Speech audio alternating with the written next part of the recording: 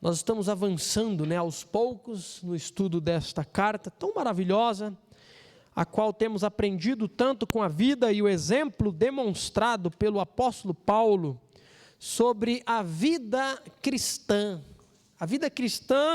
vivida em comunidade, no corpo de Cristo, E nós temos seguido e tem sido uma grande bênção, enquanto nós resolvemos essas questões e o meu computador resolveu reiniciar, faremos a leitura do texto sagrado, que se encontra aí, 1 Tessalonicenses, capítulo de número 3, porém farei pela última vez a leitura a partir do versículo 17 do capítulo 2, a separação do texto está no 17, já estudamos, mas eu gostaria de fazer a leitura do todo.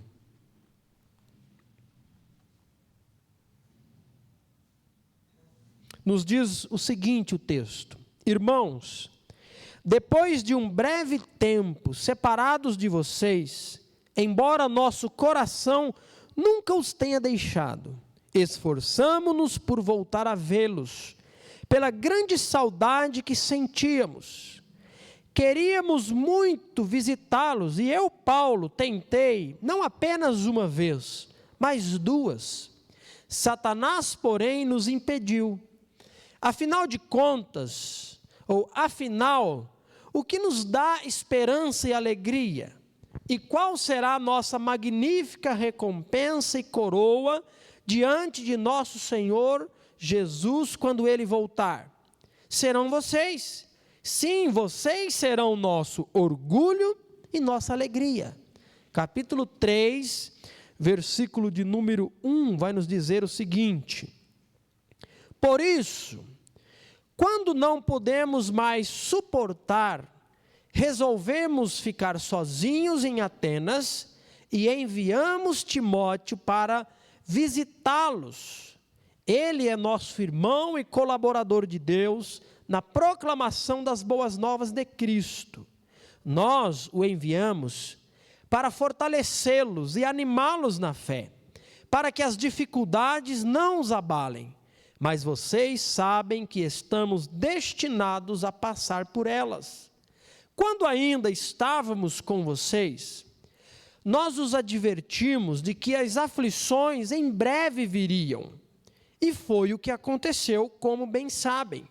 Assim, quando não pude mais suportar, enviei Timóteo para saber se continuam firmes na fé. Tinham receio de que o tentador os tivesse vencido e todo o nosso trabalho houvesse sido inútil. Agora, porém, Timóteo voltou trazendo boas notícias a respeito de sua fé e seu amor. Ele nos contou que vocês se lembram sempre com alegria de nossa visita e que desejam nos ver tanto quanto nós queremos vê-los. Versículo 7. Por isso, irmãos, apesar de nossos sofrimentos e dificuldades, ficamos animados porque vocês permaneceram firmes na fé. Agora, revivemos por saber que estão firmes no Senhor. Sim, agradecemos a Deus por vocês, por sua causa, temos grande alegria na presença de Deus. Noite e dia oramos por vocês com fervor diante de Deus, pedindo que possamos vê-los novamente, a fim de ajudá-los a aperfeiçoar a fé. Que Deus, nosso Pai, e nosso Senhor Jesus nos encaminhe a vocês em breve, e que o Senhor faça crescer e transbordar o amor que vocês têm uns pelos outros e por todos, da mesma forma que nosso amor transborda por vocês. E como resultado, que Deus, nosso Pai, torne seu coração forte, irrepreensível e santo diante dele, para quando nosso Senhor Jesus voltar com todo o seu povo santo. Amém. Ok. Não vai... Ok, tá bom. Sem problemas. Nós temos aqui a leitura do texto. Nós temos aí a proposta de continuarmos a estudar e caminhar. Eu estou tentando abrir o documento aqui. Ok. Deu certo. Tecnologia, às vezes, tem vontade própria, né? Funciona quando quer. O computador do Marcondes não quis funcionar, mas não funcionou, né, Marcondes? Então, faz parte.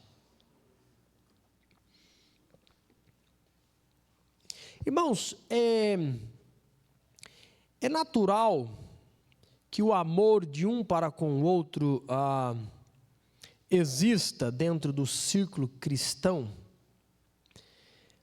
mas nós podemos perceber que não é tão natural. Ele sumiu o arquivo, tá bom? Não tem problema. Deveria ser, se nós pensarmos assim, vamos lá. Deveria ser natural existir acolhimento, reciprocidade, agradecimento, por alguém transmitir uma mensagem de salvação, uma mensagem de perdão, uma mensagem que transforma vidas, uma mensagem de amor. Não deveria ser algo assim onde as pessoas agradeceriam. Mas não é isso que acontece com a pregação do Evangelho. O Evangelho é essa notícia que nos faz anunciar as boas novas de um Deus que amou pecadores e que, conforme já dito na celebração da ceia, ofereceu-se como sacrifício pelo perdão dos pecados. Essa é a notícia de que esse Deus perdoa pecados, de que esse Deus cancela a dívida do pecador mediante o arrependimento e mediante o crer em Jesus Cristo para a salvação.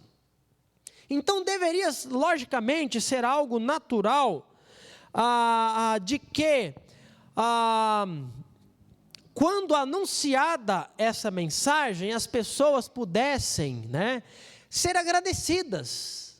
Mas não é isso que acontece com o apóstolo Paulo, não é isso que acontece com outros pregadores, não é isso que normalmente acontece conosco, O apóstolo Paulo tem pregado, o apóstolo Paulo tem anunciado essa mensagem de perdão, de salvação, de arrependimento, e por onde esse homem passa, as pessoas querem que ele, suma dali. Não é apenas uma situação onde o povo vai querer que Paulo fuja daquele lugar. Paulo é perseguido. Paulo é um homem a ser capturado. Paulo é castigado. Paulo precisa ser morto. Essa é a recepção. Ô Rony, você consegue abrir o Word aqui? Veja os documentos recentes, por favor. Talvez vai estar aí. Se não, não tem problema, tá? Eu consigo olhar para o texto aqui e lembrar da estrutura do texto. Mas o que nós temos aqui dentro do contexto que quero apresentar para os irmãos, é que a situação de Paulo é de privação, é de solidão, é de afastamento da igreja que ele deseja visitar, mas ele não pode, porque ele foi expulso. E temos aprendido ao estudar essa parte desta carta, a partir do versículo 17, Paulo tem nos ensinado pelo seu exemplo, que a vida cristã é uma realidade incrivelmente envolvente a nós. Deus é aquele que escolheu revelar-se a pecadores afastados, pecadores que não gostam de ouvir a mensagem de perdão. Olha aqui, Paulo está pregando e Paulo está sendo escorraçado. A menos que Deus intervenha trazendo vida a esse coração que está morto nos seus delitos e pecados, a mensagem do Evangelho não é algo atraente, desejada. Pelo contrário, a situação do pecador sem Deus é de inimigos da cruz de Cristo. Mas esse Deus escolheu salvar pecadores e reuni-los, como corpo de Cristo, como igreja do Senhor, como edifício de Deus. E o que nós vemos aqui é o apóstolo Paulo nos ensinando pelo seu próprio exemplo o que é viver na comunidade cristã. E ele vai dizer para nós, e já vimos isso, apenas pontuo, que, irmãos, deve ser algo existente em cada um que foi alcançado por Cristo, o desejo de estar junto, de se reunir. Ele diz, eu tentei ir, irmãos, eu quero ir, eu estou ausente fisicamente, mas de coração eu estou presente com vocês. Paulo anela por estar com esses irmãos. A vida cristã, ela precisa ser algo desejada por nós. O convívio fraterno do amor tem que ser algo que desejamos, almejamos e anelamos. É verdade que nem sempre nós estamos com a mesma motivação por estar juntos, mas estranha o fato de alguém sempre ter uma motivação baixa, um desejo pequeno de estar reunidos com o corpo de Cristo. A vida cristã, ela não é só de desejo por estar juntos, ela é de esforço por estar juntos. Ele diz, eu tentei não uma, 2 vezes, fui impedido, mas assim que possível, eu quero estar com vocês. Sem esforço, ninguém vem. Sem esforço, ninguém avança, ninguém lê, ninguém estuda, ninguém ora. A vida cristã é uma realidade de dependência em Deus, mas de esforço da nossa parte, de caminhada com Deus.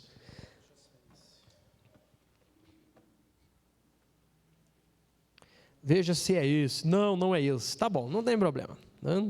Isso acontece quando não se salva documentos, né?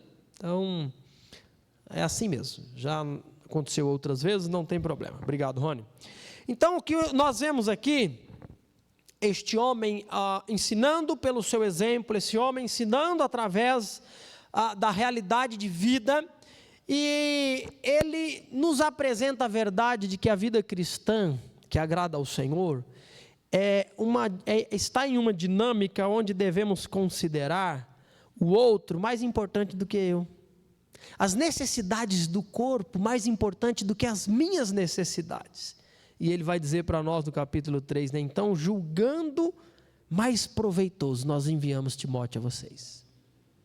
Nós ficamos aqui privados, Paulo e Silas, né, ficam em Atenas, escorraçados de Bereia, de Tessalônica, eles estão fugidos em Atenas, eles estão desejosos por voltar e não é possível voltar, ele está precisando de amparo, de conselho, de ombro amigo, mas ele decide que para o bem da igreja, o mais importante é enviar Timóteo, e ele envia Timóteo, e agora Timóteo retorna trazendo as notícias, e o que nós vamos aprender hoje, do versículo 6 até o 8, é que o apóstolo Paulo, ele tem as suas energias, as suas alegrias recobradas, ele revive, conforme o versículo 8 vai dizer, agora revivemos. A alegria de Paulo é renovada quando ele sabe que os irmãos estão bem espiritualmente, que eles estão unidos, que eles estão seguindo, que eles estão enfrentando as lutas,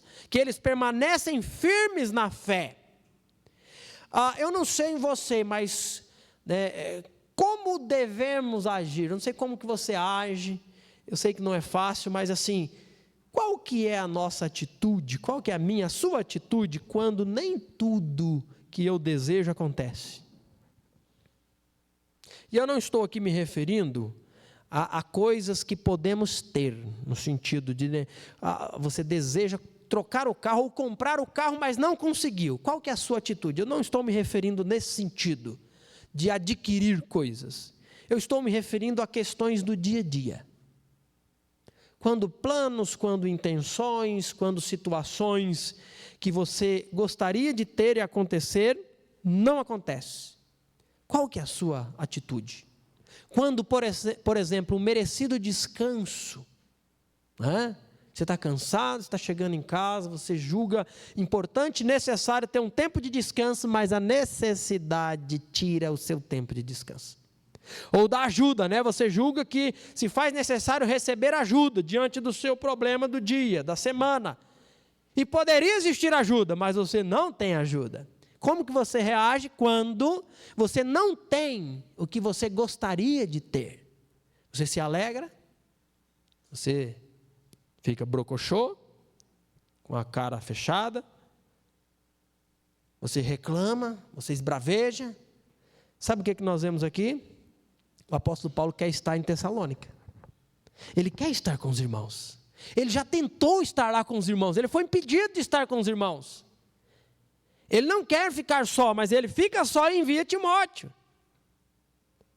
Mas a alegria de Paulo é reanimada. Ele diz aqui, agora nós revivemos por saber que vocês estão firmes no Senhor.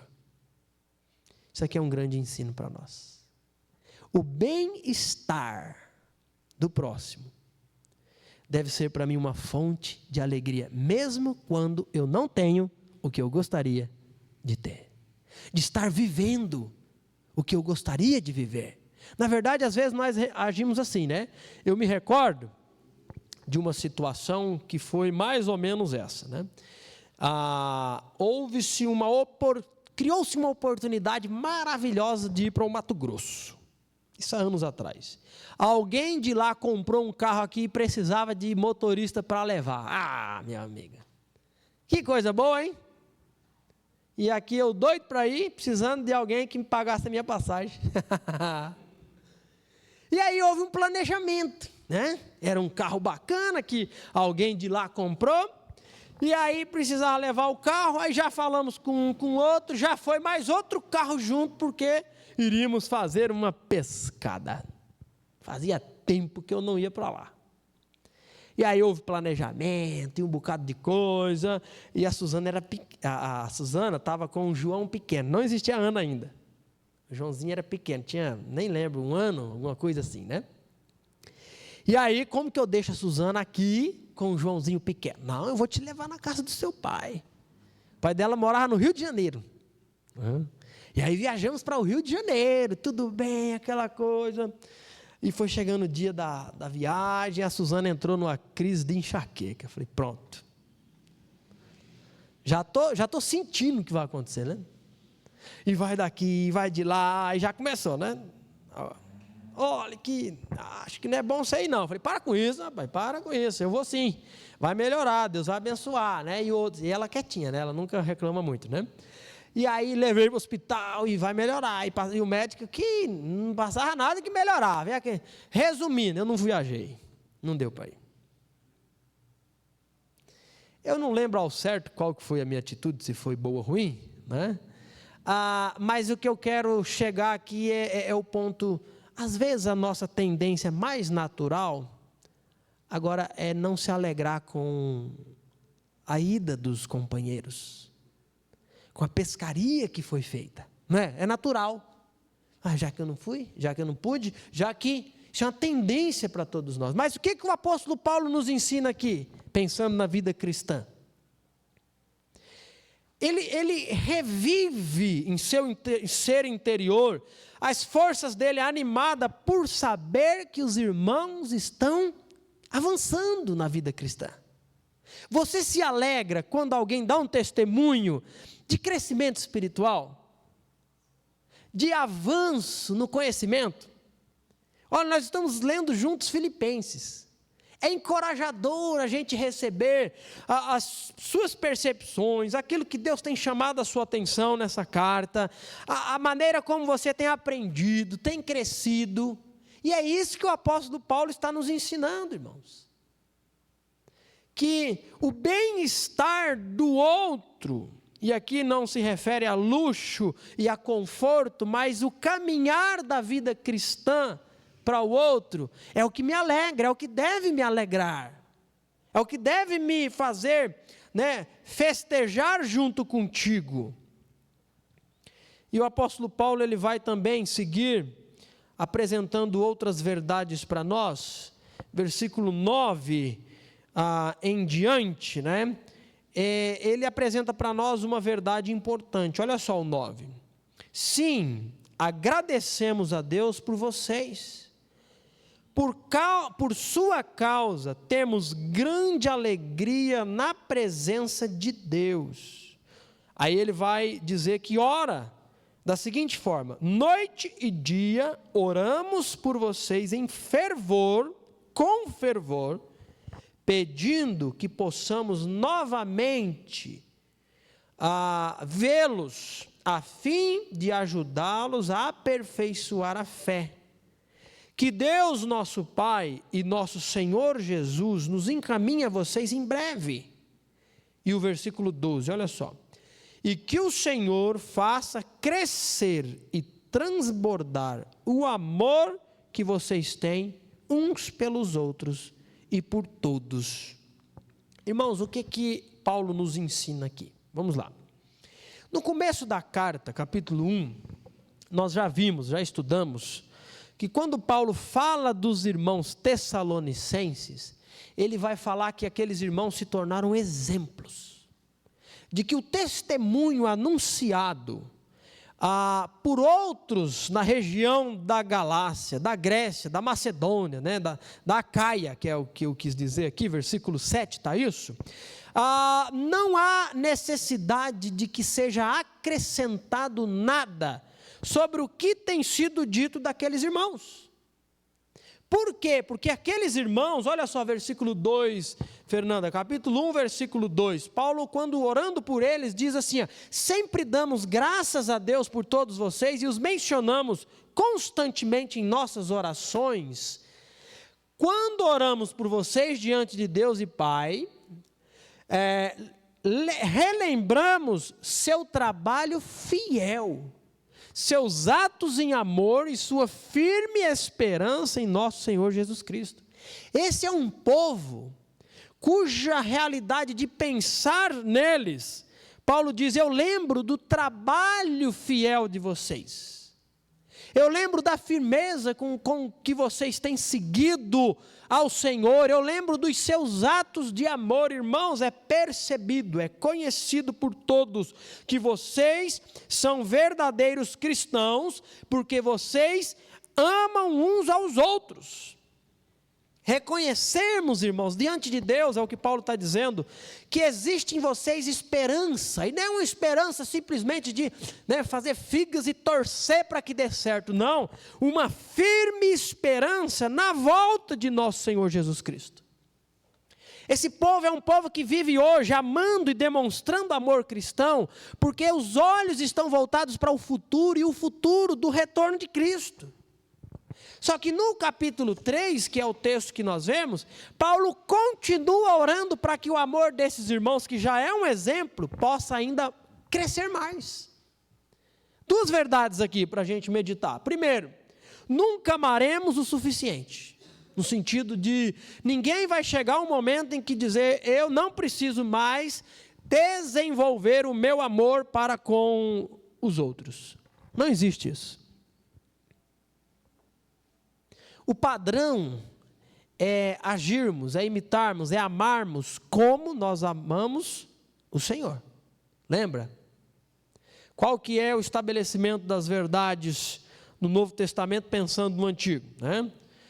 Jesus diz, em primeiro lugar, amarás o Senhor teu Deus de todo o seu coração, ou seja, com todo o seu ser. Coração é como se fosse a sala de comandos da nossa vida. Com tudo que nós somos. No coração nós temos nossas emoções, nosso intelecto, nossa vontade. Com tudo que você é, ame ao Senhor. Devote todo o seu ser ao Senhor. E aí ele diz, e da mesma forma, ame o próximo, como você ama a si mesmo. Ninguém chegará ao ponto de dizer, eu já estou amando demais, rapaz, hoje eu preciso amar menos, já estou amando demais, vou amar menos agora, viu? Pelo contrário, nós precisamos crescer cada vez mais em amor uns pelos outros, seguindo o mesmo exemplo de Cristo. Só que a outra verdade apresentada nesse versículo aqui, é que essa realidade do poder amar, do amar mais, é somente uma realidade que Deus pode operar. Versículo 12, ele diz que o Senhor faça crescer e transbordar o amor de vocês uns pelos outros. Eu não sou capaz de fazer você amar mais o próximo. Você não é capaz de fazer com que eu ame mais o próximo.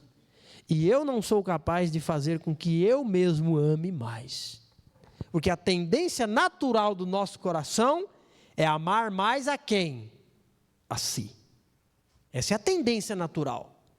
Mas Deus é aquele que pode fazer o nosso amor pelo próximo aumentar. Primeiro, ser uma realidade.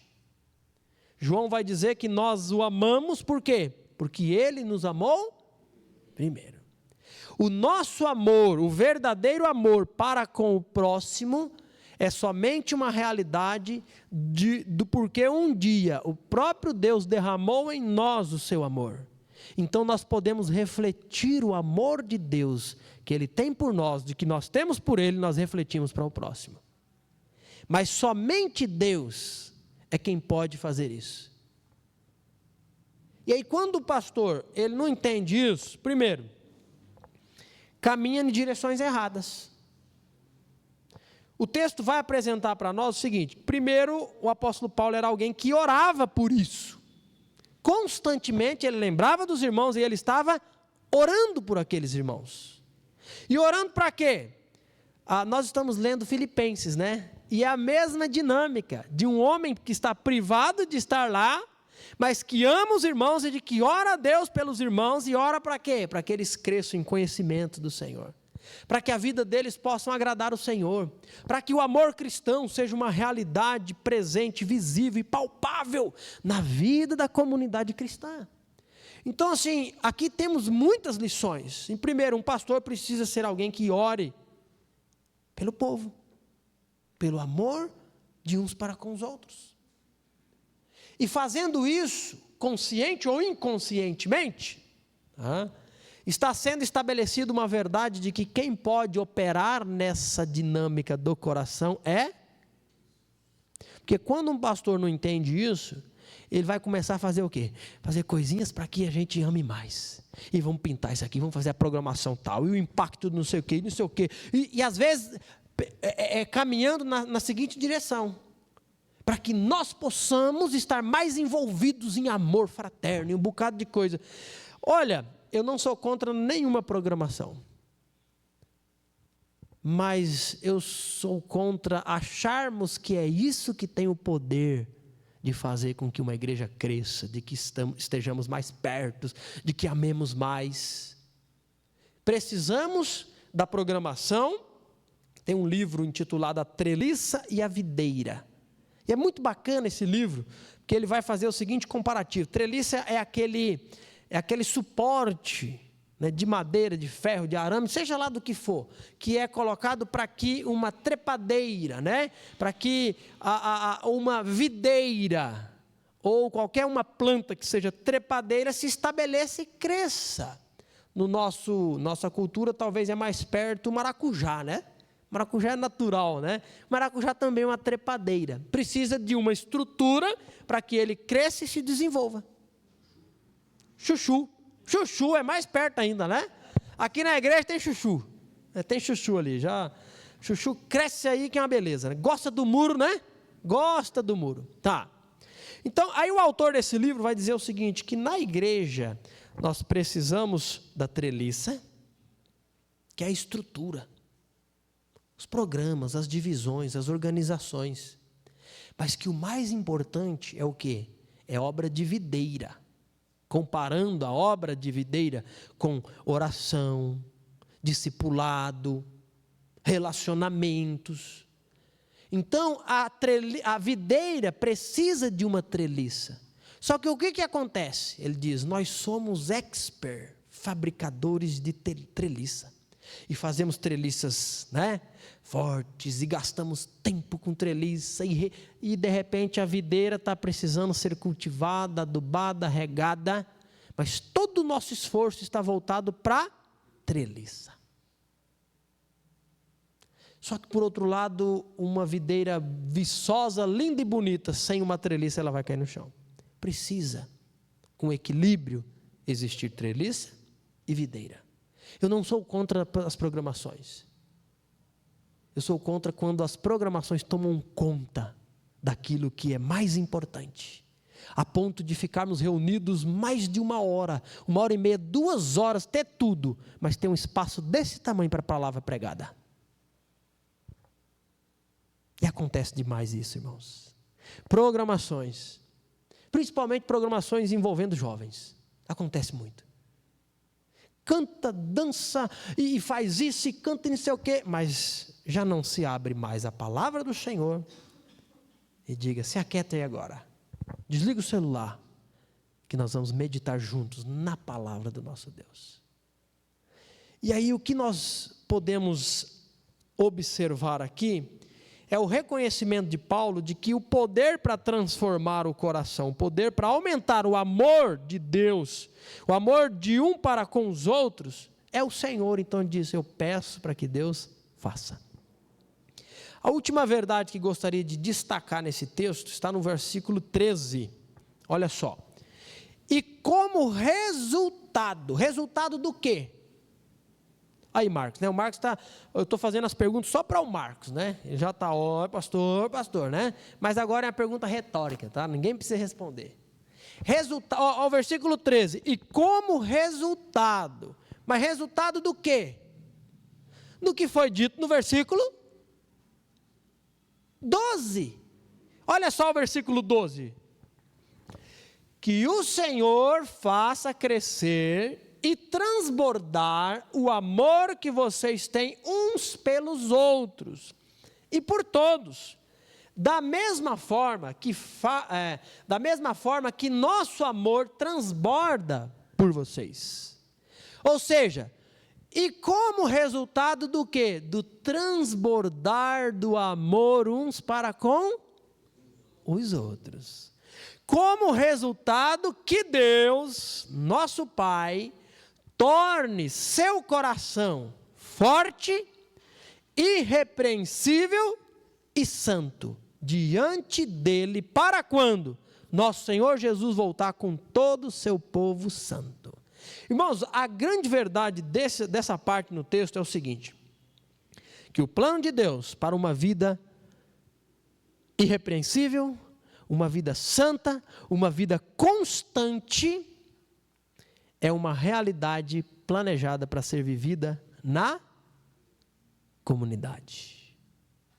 Aonde que está isso? Versículo 12, está claro como a luz do sol, olha só, de novo. Que ele faça transbordar, crescer e transbordar o amor de vocês uns pelos... Quando e como que existe uns pelos outros? Quando nós estamos envolvidos, no mínimo, com mais alguém. Consigo mesmo é uns aos outros, né? Não tem como ser uns aos outros consigo mesmo. Mas o uns aos outros passa a ser uma realidade a partir do plural. A partir de mais alguém. E o plano perfeito de Deus é reunir pecadores arrependidos, alcançados pela graça, e chamá-los do quê? Do corpo de Cristo. Irmãos, a dinâmica da vida cristã foi projetada para ser vivida em conjunto. Nenhum crente afastado do convívio da igreja está forte. Volta lá no 13.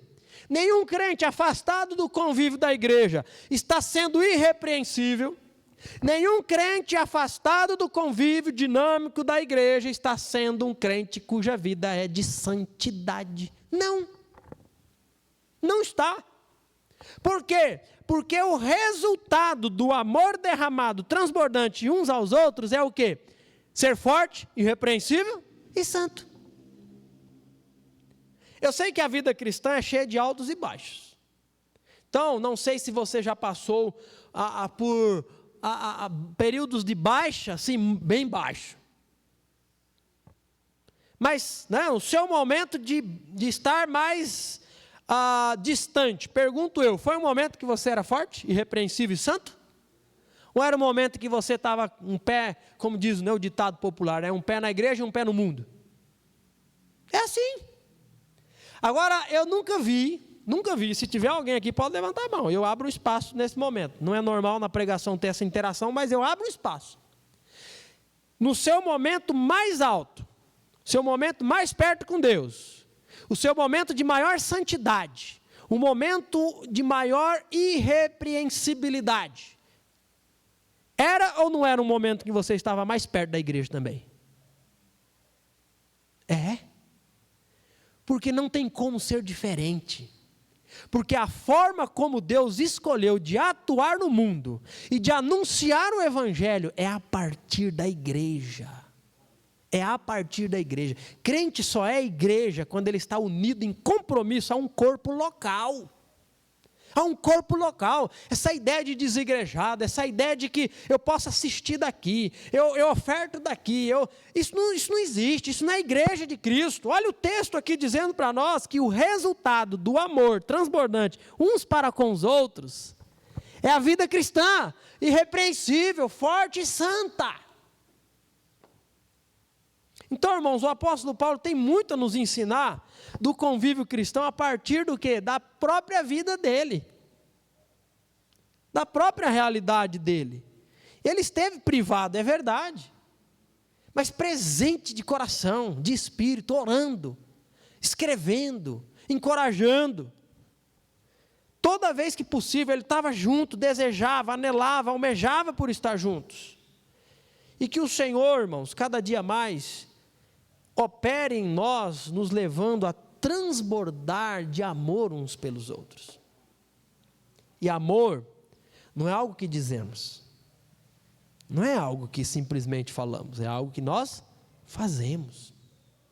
Então se envolva, deixe-se ser conhecido, deixe-se conhecer. Nós precisamos planejar mais momentos para estarmos juntos. Eu me incomodo um pouco com o fato de a nossa realidade urbana, agitada, nessa cidade que não para, nos privar da convivência maior juntos. Nós nos reunimos uma vez na semana, 2 na quarta, e na quarta mais da metade não vem, porque não consegue chegar. Se você consegue, venha. Mas não é possível para todos. Então nós precisamos ter estratégias e sempre estarmos intencionalmente na direção de proporcionar esse contato. Então por isso esse intervalo, esse cafezinho entre a EBD e o culto, é para que a gente tenha esse uns aos outros, para que a gente reviva a dinâmica planejada por Deus no relacionamento. Mas uma coisa que nós já fomos melhor, viu, irmãos? Eu estou aqui há 9 anos apenas, caminhando para o 9º ano.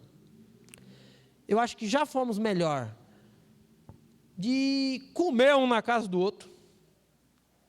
Pastor, está se oferecendo para ir na casa dos outros. Não, eu estou dizendo que eu preciso convidar você também. Está me chamando, Dê? Está se convidando? Irmãos, nós precisamos nos planejar para isso. O Rony não me convida. Convida. Então tá bom, essa semana eu vou lá na sua casa, pronto.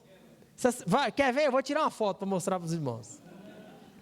Irmãos, nós precisamos entender que se faz necessário estarmos mais presentes na vida uns dos outros.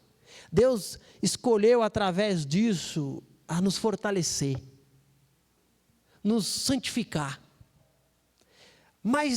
Cerca de 30 mandamentos no Novo, 30 ordens no Novo Testamento só é possível ser cumprida quando existe uns aos outros.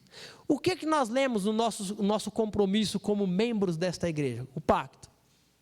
Quantos comprometimentos ali nós declaramos? E você vê a quantidade que nos coloca na direção uns dos outros? Nós precisamos ser mais intencionais. Então, eu não consigo ir na casa de todo mundo essa próxima semana. Mas eu quero ir na casa de cada um, no decorrer dos meses aí, porque eu acho que nós estamos falhando. É natural nessa agitação. Irmãos, o sentimento é assim, piscou, passou a semana, passou outra semana. Eu penso que no lutar para o progresso desta igreja, no conhecimento, nós temos feito. Direções de discipulados, de estudo juntos, e de tudo que temos proporcionado. Está maravilhoso. Eu acho que, fazendo parte dessa igreja, só não cresce espiritualmente se você falar, eu não quero, e não participar de nada. Porque se participar da proposta que temos apresentado de estudo bíblico, vai crescer espiritualmente. Não há sombra de dúvidas. Porque o poder está na palavra de Deus. Não está no evento, não está na ideia. O poder está no contar. A fé vem pelo ouvir e o ouvir a... Então, se temos um compromisso de estudar juntos todos os dias a palavra de Deus, qual que é o resultado disso? Crescimento espiritual. Só que eu acho que nós estamos ainda distantes fisicamente. Então, passando essa feijoada aí, nós já temos que marcar um almoço juntos aí. Não é? Café da Páscoa, que dia que vai ser? 20 de abril. Pronto, perfeito. Já está programado. Todo ano fazemos. O culto não será à noite, a EBD não será à tarde, será tudo de manhã, com o café da Páscoa. Mas nós precisamos estar intencionalmente direcionados nessa dinâmica do estar perto uns dos outros, para servir uns aos outros. E na medida com que servimos, somos servidos. E Deus abençoa. E ficamos mais próximos. E o resultado é o quê? Crescimento. Coração forte. Vida forte, vida irrepreensível e santidade. Olha só. Vamos orar. Pai, nós te louvamos. Nós te exaltamos, ó Deus, porque o Senhor é perfeito. E dentro do teu plano perfeito, ó Deus, o Senhor escolheu agir por meio da tua igreja, ministrar a tua igreja, edificar a tua igreja e fazer com que ela avance neste mundo, não sendo o próprio inferno capaz de barrar o crescimento.